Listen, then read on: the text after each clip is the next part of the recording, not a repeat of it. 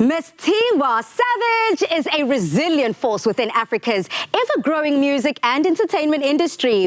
While conquering the charts in her home country of Nigeria and becoming one of the most recognizable faces in the popular Afrobeat scene, Tiwa has also managed to carve a career as a reputable songwriter for some of today's biggest and most successful musicians. In addition, she is also currently the most followed African female on social media.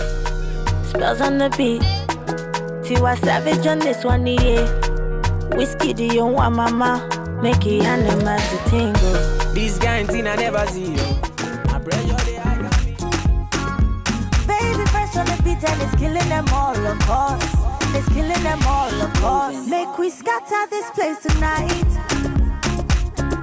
Dance and sweating like sin. Hey, Miss Tiwa Savage, welcome to Afternoon Express. Hey, I love your energy. Thank you so much, Tiwa. And South Africa, I am totally fangirling right now because I am such a fan of Tiwa, everything that she's done from the very beginning of her career to where she is now. Now, homegirl, you started out trying to work in your mom's church choir, but you've made it so far, fast forwarding to today, 2020, where you've achieved so many accolades under your name. Does this add tremendous pressure to strive for more excellence? I think it can, but I also think because it's been so many years and I've put in so much work and I just have so much faith in God. I don't see it as pressure. I just see it as a challenge. So I tackle everything with like a positive mind. Like, this isn't pressure. This is just something that I have to work towards every time. Every time I make a record, every time I make an album, every time I perform, it's just a challenge, and I see it just like that. Now, for someone who has achieved so many accolades and accumulated so much success in her career, your humility is admirable. You don't just walk into a room and expect everyone to know who you are. How do you adapt to this mentality and humility? I feel like slow success builds character and fast success builds ego. And my success wasn't overnight. So because I've worked at it for so long and so many years, and I've seen people come and go, like I don't take where I am for granted. And I also know that God can take it anytime. So I try to remain grounded all the time. Now, what advice would you have to up-and-coming acts that are within Nigeria or the global Afrobeat scene to keep that longevity, have staying power in an industry, and create a legacy?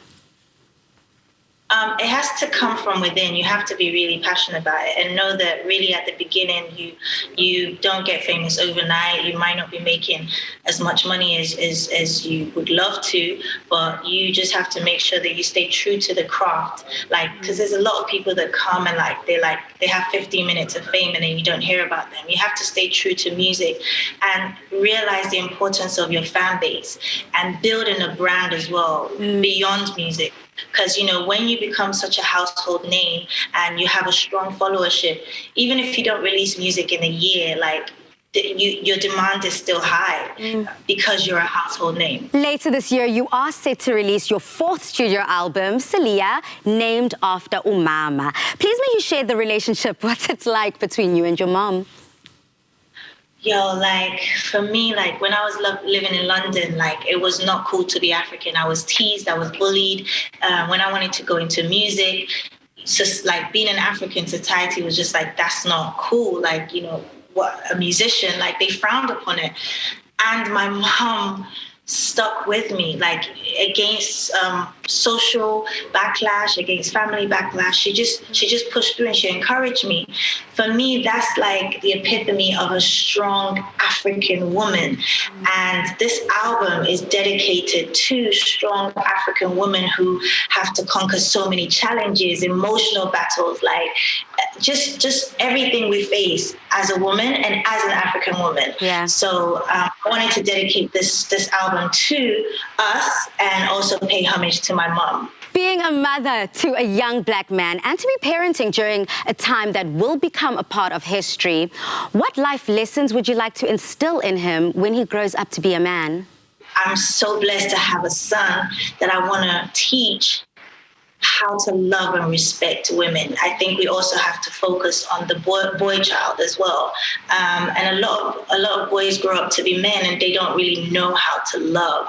And they try to learn that when they're adults. But for me, having a young boy is very important for me to also remind him that he's a king. So thank you so much, Tiwa, for touching base in terms of conversation, music, and the initiatives that you're involved with. But don't move a muscle, because we are going to check how competitive you are. Are you kind of competitive, Tiwa? I don't think so. Oh my God, I'm gonna fail this terribly. Don't worry, the rules are so easy, but we're going to catch up with you a little bit later for that Omar Rusk game. South Africa, that was Tiwa Savage giving us such incredible advice, tips, inspiration, and motivation in terms of all things women and men as we head into the August month of Women's Month. Head over to our social media platform, South Africa, use that hashtag Afternoon Express, and tell us if you're connecting with all things Tiwa Savage.